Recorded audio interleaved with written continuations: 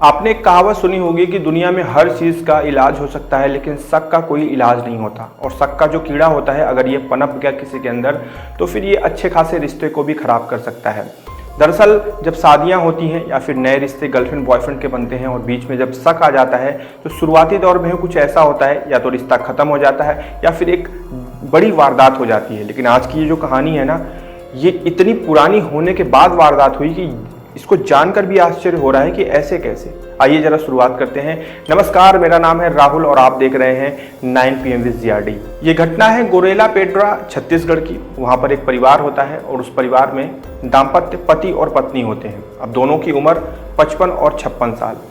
दरअसल इस कहानी की शुरुआत हम करेंगे आज से तकरीबन 30 साल पहले, यानी कि जब उम्र थी 20 से 25 के बीच में।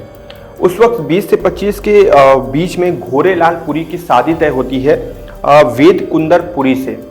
अब जब इनकी शादी तय होती है तो शादी के तुरंत बाद, मतलब 1 या 2 दिन बाद, कहीं ना कहीं घोरेलाल को अपनी पत्नी विकेंदर के ऊपर शक होने लगता है। उसे लगता है कि उसकी पत्नी का पहले से कहीं पे अफेयर था या फिर किसी के साथ अभी भी अफेयर चल रहा है, जिसको लेकर वो कुछ दिन तक तो शांत रहता है। लेकिन थोड़े समय बाद वो फिर अपनी पत्नी से बोलना शुरू कर देता है कि मुझे ऐसा डाउट होता है कि तुम्हारा किसी के साथ अफेयर था। ये बात सुनकर उसकी पत्नी बौखला जाती है, गुस्से में लाल पीली हो जाती है। कहती है अगर ऐसी बात है तो फिर अभी ज़्यादा वक्त नहीं हुआ है, तुम मुझे छोड़ सकते हो। लेकिन यहाँ पर छोड़ने वाली ये बात नहीं थी और इसी तरह करके खींचतानी में ये रिश्ता आगे बढ़ने लगा। अब दरअसल शादी बहुत पहले हुई थी और तब से लेकर जो घोरेलाल होता है उसके दिमाग में एक शक का कीड़ा घुस जाता है। और वो शक का कीड़ा इतना बुरा होता है कि आए दिन, मतलब हफ्ते 2 हफ्ते में कभी भी कुछ भी, अगर कोई फंक्शन पड़ गया, कोई इवेंट पड़ गया या फिर कहीं पे बाहर जाना हुआ तो वहां पर जाते समय, आते समय, वहां पर रहते समय जो घोरेलाल पुरी होता है उसके मन में एक शक होता है अपनी पत्नी को लेकर। वो हमेशा शक की निगाह से देखता रहता है कि शायद उसकी पत्नी का किसी न किसी के साथ अफेयर चल रहा है। हालांकि बीच में इस चीज़ की पुष्टि भी हो जाती है। घोरेलाल पुरी अपनी पत्नी के शक को पुष्टि में भी तब्दील कर देता है, जिसके बाद दोनों में बहुत विवाद होता है। ये भी आज से तकरीबन 10-15 साल पहले की बात है। इसके बाद विवाद शांत होकर फिर से इनका पारिवारिक जीवन तनाव में और ऐसे ही ऊपर नीचे करके चलने लगता है। अब तब से सिलसिला घूमते घूमते आ जाता है 2025 में। अब 2025 में घोरेलाल पुरी की उम्र है 56 साल और यहाँ पर वेद कुंदर पुरी की उम्र है 55 साल। यानी कि एक ऐसी उम्र जिस वक्त नाती पोते होने की एक उम्र हो जाती है। अब इस उम्र में देखिए क्या होता है।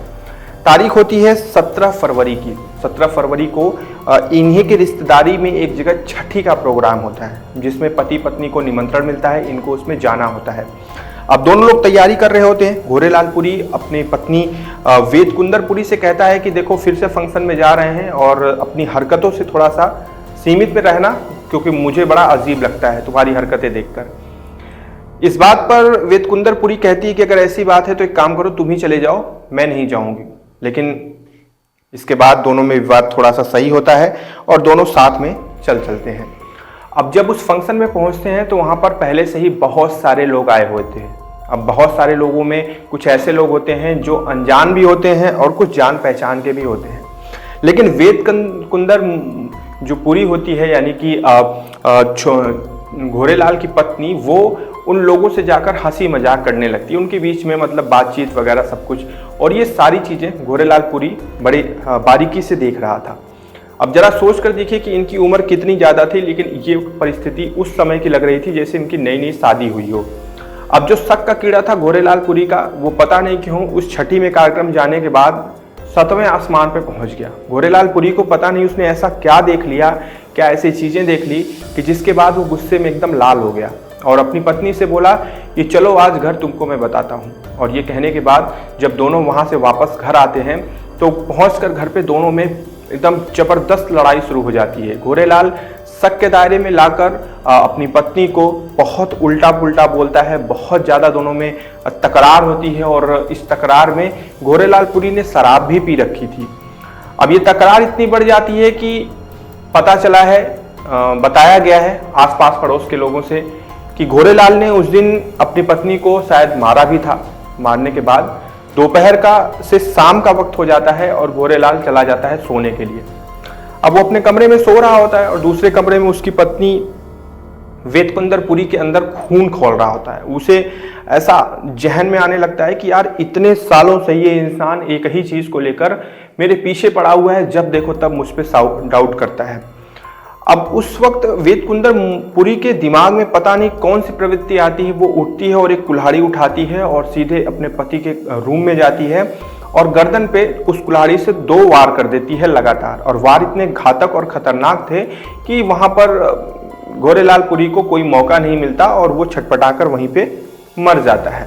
पूरा बिस्तर खून से लथपथ हो जाता है। इसके बाद वेदकुंदर पुरी वहां से उठती है और सीधे थाने पहुंच जाती है और जाने के बाद खुद सरेंडर करके पुलिस को बताती है कि मैंने ही अपने पति को मारा, क्योंकि पिछले कई सालों से मैं प्रताड़ना झेल रही थी, लगातार मेरे ऊपर ये शक करता था, जिसको लेकर उल्टी पुल्टी मुझे बातें बोलता था। अब चीजें बर्दाश्त से बाहर हो चुकी थी, जिसकी वजह से मैंने कुल्हाड़ी से अपने पति की हत्या कर दी। पुलिस गिरफ्तार करती है, न्यायालय में पेश करती है, फिर उनको जेल भेजा जाता है। आगे की कार्रवाई अब चलेगी इस पे। लेकिन ये घटना बड़ी अजीब और सोचने वाली है, क्योंकि इन दोनों की उम्र 55 से 56 साल थी और ये उम्र एक ऐसी उम्र होती है जब बच्चों के बच्चे होने वाले होते हैं। ये उम्र ये एक दूसरे पे शक करने की कहाँ से बन पाती है। बड़ी अजीब और मतलब सोचने वाली ये घटना थी। मैंने सोचा कि मैं आपके साथ साझा करूं और आपके इसके पॉइंट ऑफ व्यू इसके बारे में मैं जानूं। तो कमेंट सेक्शन खुला है, बताइएगा। कल हम फिर से मिलेंगे एक नई कहानी के साथ। अपना ध्यान रखिएगा। जय।